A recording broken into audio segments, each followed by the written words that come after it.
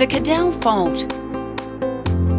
The Barmah-Millewa River Red Gum Forest occupies the floodplain of Australia's largest river, the Murray, between Tocumwal, Deniliquin and Echuca.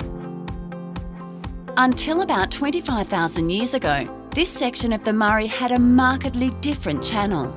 A defunct westerly route section can easily be seen from Mathaura through Wambuta across to the Thule Lagoons area, where from there on the Warcool River takes over the ancient Murray River course.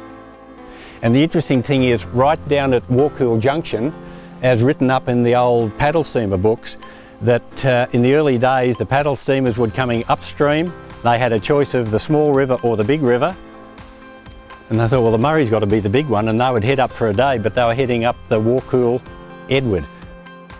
About 60,000 years ago, the land west of a geological fault line that runs through Mathaura between Echuca and Deniliquin began to rise, a process that continued intermittently until about 25,000 years ago.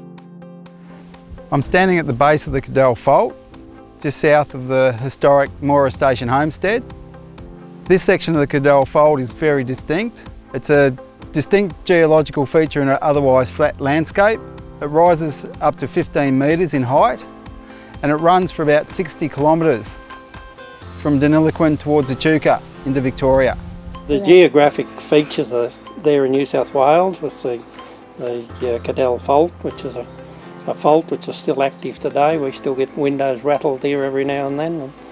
I'm not sure whether we're sinking or New South Wales is rising, but that formed the Barmah-Millewa, or Moira Lake as it was known, and the Murray River then changed course when the Cadell Fault blocked it.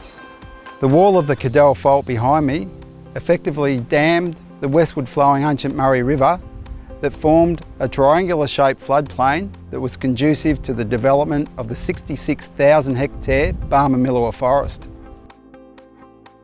After the uplift of the fault and damming of the ancient Murray River channel, a large lake was formed, which extended from near Mathaura almost to Barmah and is referred to as Old Barmah Lake.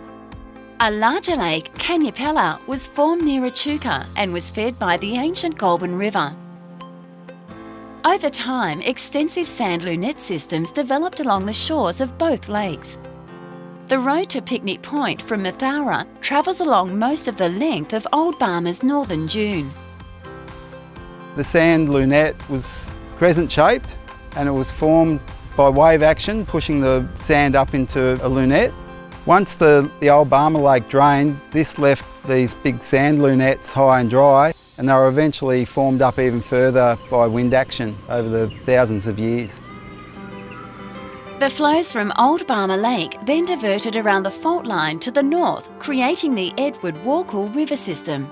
The Edward River, which leaves the Murray immediately upstream of Picnic Point, does not re-enter the Murray until it joins at the Warcool Junction, nearly 200 kilometres downstream. About 8,000 years ago, the Murray broke from the southern end of Old Barmah Lake, probably during a large flood fed by high rainfall in the upper catchment. This section of the Murray River is known as the Narrows, or the Barmah Choke. About 25,000 years ago, the Cadell Fault uplift occurred, blocking the ancient Murray River course and creating the Old Barmah Lake. About 8,000 years ago, the river forced its way southwards, breaking through the sand lunette to the south. And according to Aboriginal legend, that was assisted by Aboriginal people with their digging sticks. This is the youngest and narrowest section of the Murray River. It's only about 8,000 years old. It's also unique because it runs north to south. The squatter Edward Kerr, who was the first European to occupy the Moira country, noted in 1841 the unusual nature of the choke. Looking around, on one side of us we saw extensive reed beds intersected by the Murray, which is an unusual feature in colonial rivers, flowed here almost without banks and on the level of the plain. This narrow section of the Barmah Choke carries less than half of the channel capacity of the Murray River upstream from here. The other half of the river during high flows is diverted down the Edward-Warcool system. And because of its limited flow capacity, It generates overbank flows that frequently flood the Barmah forest. Once a river reaches a certain height, the water reverts back to its northwest flow course, and the Murray River in the middle section flows backwards. That's the way the water goes and ends up in the Walkool River and joins back up with the Murray downstream. In my lifetime, 56, 74, 93, the river at Barmah was flowing quite strongly backwards. Extremely large flood events can flood up to 80 or 90% of the 66,000 hectare Barmah forest. Traces of Old Barmah Lake, Lake Canyapella, the ancient riverbed and sand lunettes are evident in the landscape today.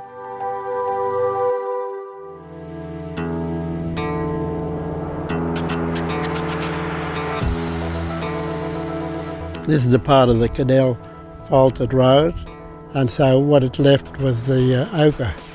And you wouldn't get ochre mine within hundreds of miles there. And this is where our people came and got the ochre to paint up their bodies for ceremonial purposes, for dancing and stuff like that, and also use it for death. You know, they used it. It was very important, and for painting. Today, some of our artists still use it. The Barmah Choke, the Airwood River, the 66,000 hectare Barmah River Red Gum Forest, the sand lunettes, the wetlands and lakes, all here because of the upheaval of the Cadell Fault 25,000 years ago.